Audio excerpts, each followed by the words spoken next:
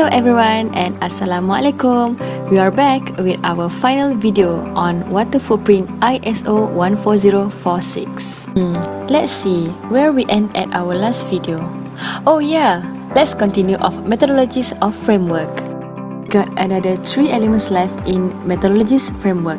Let's start with water availability footprint. Aim of a water availability footprint is to give an assessment of the contribution of the product, process to potential environmental impacts related to pressure on water availability. Level of temporal, geographical coverage and resolution for evaluating water availability must be described in detail. The environmental mechanisms covered by the water availability footprint shall be described. Excluded potential environmental impacts related to water availability shall be identified. Water availability footprint only considers water quantity. It should be called water scarcity footprint. Next is water footprints addressing water degradation. To give an assessment of the contribution of the product, process or organization to potential environmental impacts related to water quality such as water degradation. As example, aquatic eutrophication, aquatic acidification, aquatic ecotoxicity, and thermal pollution. Last but not least for methodologies framework is water footprint profile. The footprint profile is a range of potential environmental impacts associated with water and it made up of several impact category indicators results which are calculated from several impact categories. Should be transparently reported by using a qualifier. Water footprint profile may be aggregated into a single parameter. If weighting is applied, it shall be conducted and reported in accordance with ISO 14044. Weighting is applied, the results shall not be used as a basis for a comparative assertion that is intended to be disclosed to the public. Let's continue with interpretation of the result. Consists of 7 elements. Number 1, identification of the significant issues. Number 2, evaluation that considers completeness, sensitivity, and consistency checks. Number 3, consideration of geographical temporal aspects. Number 4, conclusions of the WFA. Number 5, limitations of the WFA. Number 6, qualitative and or quantitative assessment of uncertainty. And number 7, consideration of sensitivity analysis to provide range around the reported results. Now, let's move on to limitations of water footprint. Water footprint assessment alone is insufficient to be used to describe the overall potential environmental impacts of products, processes, or organizations. Several issues that make water footprint cannot always demonstrate significant differences between impact categories and related indicator results of alternative products, processes, or organizations. It's associated with the establishment of a functional unit, development of the characterization models, sensitivity analysis, and uncertainty analysis for the water footprint impact assessment. Ability of appropriate and representative inventory data for each impact category. Setting the system boundary that do not encompass all possible unit processes for a product, process, or organization, or do not include all inputs and outputs of every unit process, since there are cut-offs, data gaps, and associated assumptions. Inadequate water footprint inventory data quality, which may, for instance, be caused by uncertainties or differences in allocation and aggregation procedures. Uncertainties are associated with spatial and temporal characteristics of each impact category. Differences in spatial and temporal resolution may lead to different water footprint results. Currently no consensus on one accepted methodology for consistently and accurately associating inventory data with specific potential environmental impacts. Models for impact categories are in different stages of development. Now let's proceed with reporting. About reporting is the term of water footprint shall only be reported with a qualifier that describes the impact category or categories studied in the assessment. As example, water availability footprint, water scarcity footprint, water eutrophication footprint, and water acidification footprint. The type and format of the report shall be defined in the goal and scope definition phase of the study. Results and conclusions water footprint assessment is must accurately to the audience. It is the results, data, methods, assumptions, limitation in transparent and details to the reader. It is also must allow interpretation to be used consistent with goals of the study to improve environmental performance if applicable, such as product and processes is needed to report. Different product system processes need a consistency check with ISO 14044. Let's jump into the additional requirements and guidance for third-party reports. Footprint assessment are to be reported other party and third-party report shall be prepared. Third-party based on reference document and available any third party to whom water footprint assessment results be reported. There are need following aspects to be followed. General aspects. It is a commissioner or practitioner of the study, in and external. It is a date of report.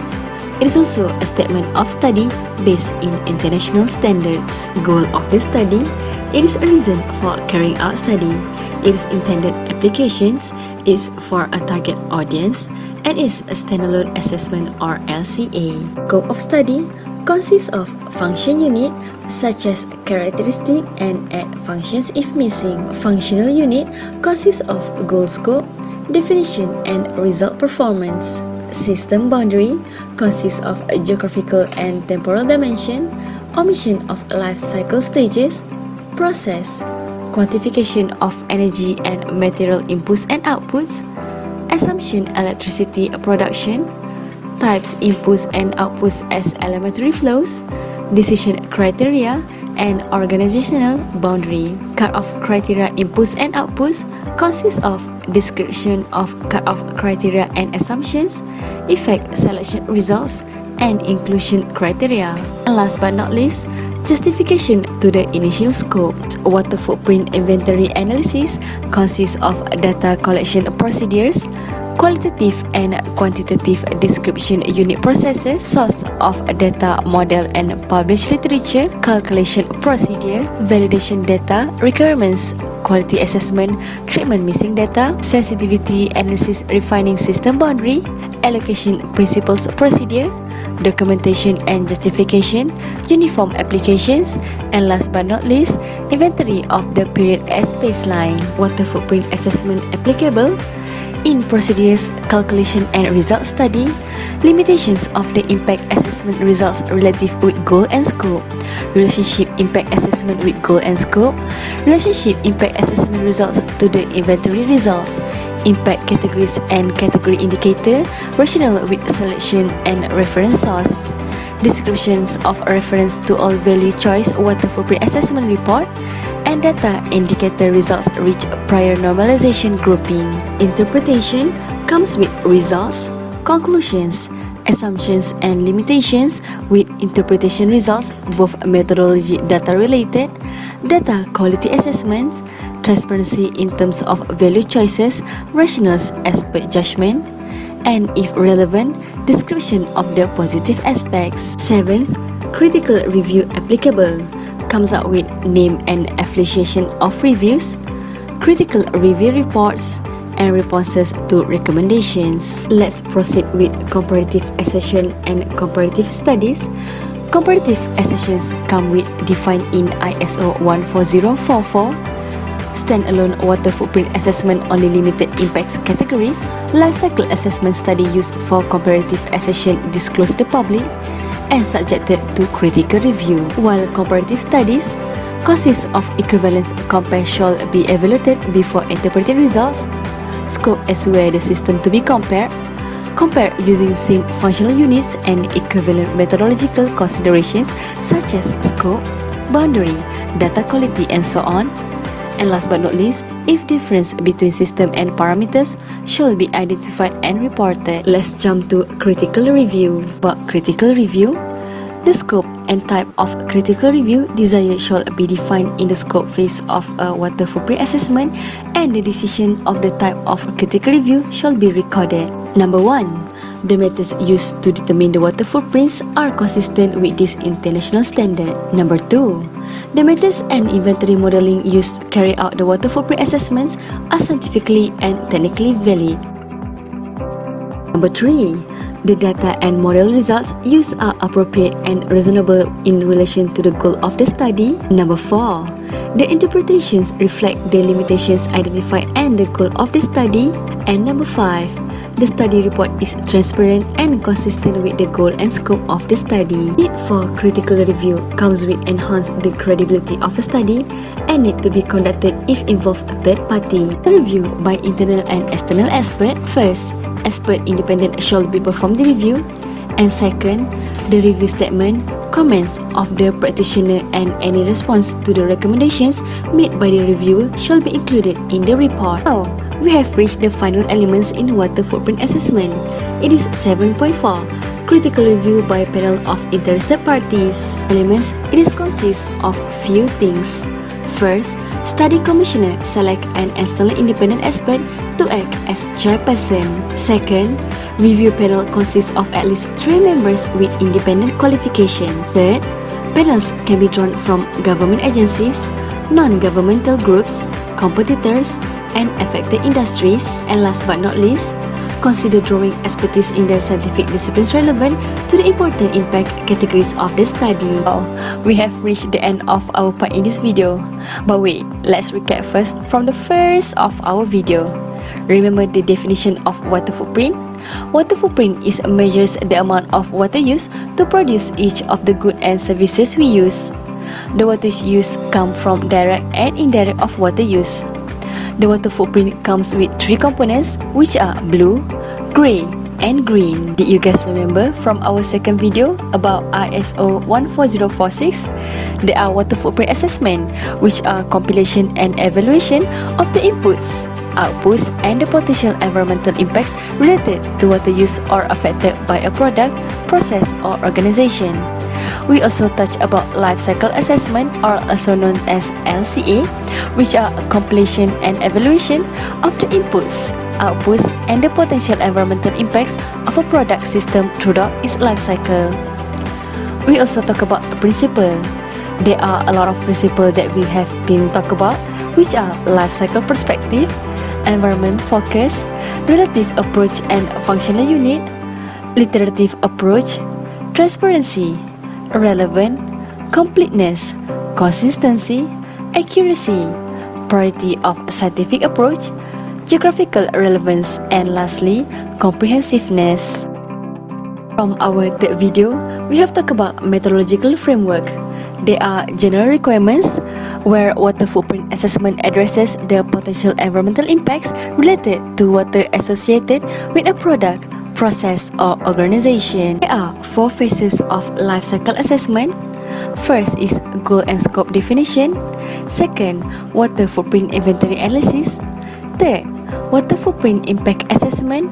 And lastly, interpretation of the results. Goal and scope definition, it is consists of goal of the study, scope of the study, system boundary, data quality requirements, and offsetting. For the water footprint inventory analysis, consists of water footprint inventory calculation, elementary flows, and allocation. For water footprint impact assessment, consists of general, selection of impact categories, indicators, and characterization models, classification, water availability footprint, water footprint addressing water degradation, and water footprint profile. Cycle assessment of water footprint inventory consists of goal and scope definition, water footprint inventory analysis, and interpretation of the results. And last, for our 4th video about reporting, it is need to follow the rules prescribed in ISO 14044. We have a content that consists of a general aspect, goal and scope of study, water footprint inventory analysis, water footprint assessment, interpretation, and critical review. We also talk about comparative assertion and comparative study. Comparative assertion is apply the relevant requirements of ISO 14044 and be subject to critical review, while comparative study be compared and reported for any difference. Last but not least, critical review, which are by internal and external expert panel of interested parties. Before we end off this video, I would like to welcome everyone to scan our QR code social media that title of Life Cycle Thinking and Environmental Management. We got Twitter, YouTube, and Facebook. That is from us. See you when we see you. Stay safe everyone, and bye bye.